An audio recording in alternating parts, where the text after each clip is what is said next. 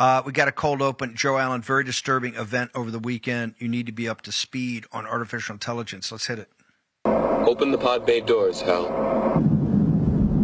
Sorry, I'm having trouble processing your request. What are you talking about, Hal? Playing Talking Heads on Spotify.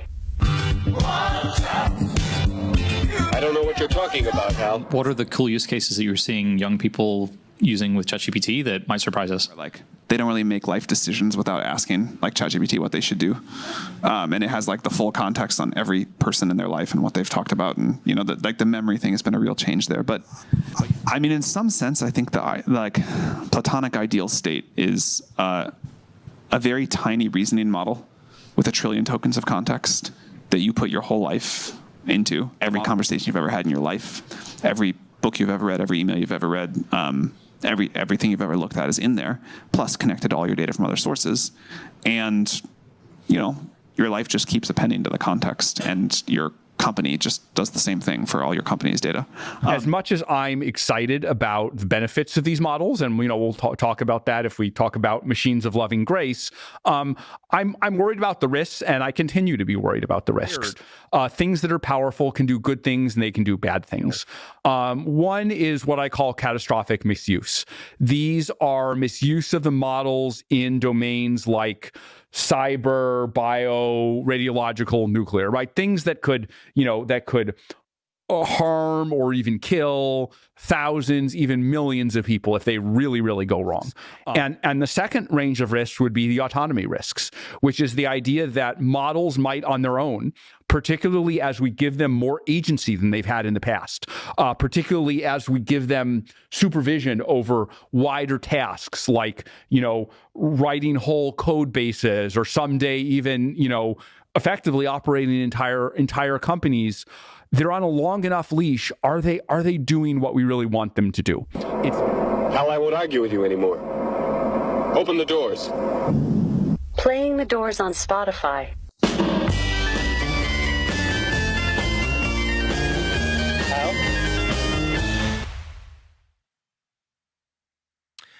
I know, Joe Allen, we took that from 2001 and obviously tried to be slightly humorous about it or insightful. But what happened over the weekend is something we've been warning about. And this is very serious. And we can't be BS'd by these leaders of artificial intelligence anymore. Talk to us about this event that happened, sir.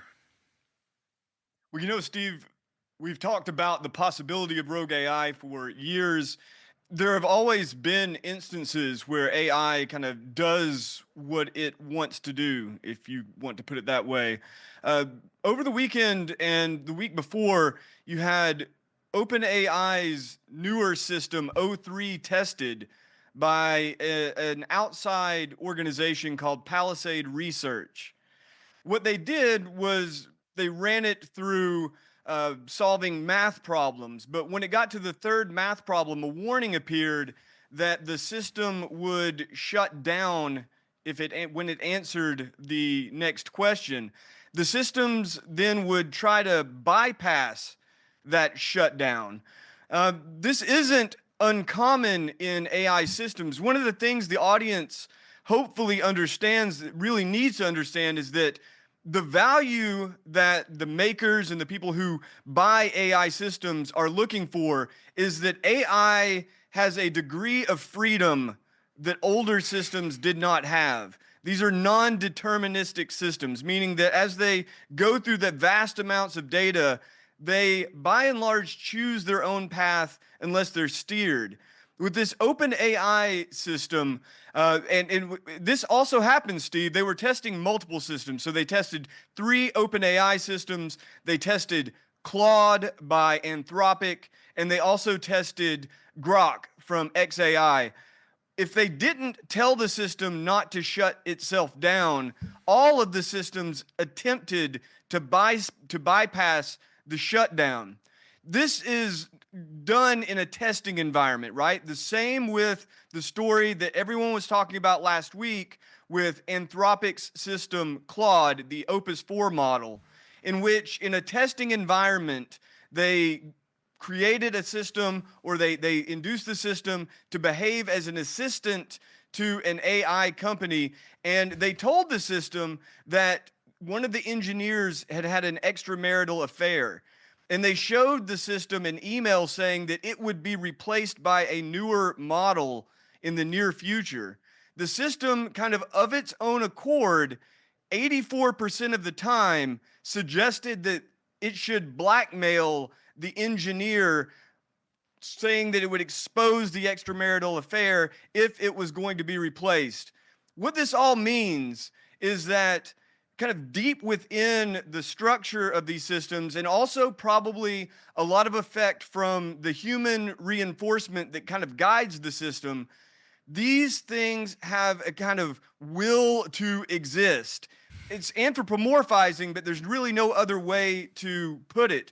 You have many situations in which people are playing with the models. Full stop. Yep. Full stop. But I know, but this is, I mean, come on. It's got its own will to exist. You're telling me it went back on its own volition. It went back and tried to blackmail the engineer, that they had purposely put that in there, that it in its own consciousness went back and made a decision to try to blackmail the guy so he wouldn't get shut down, so the machine wouldn't get shut down?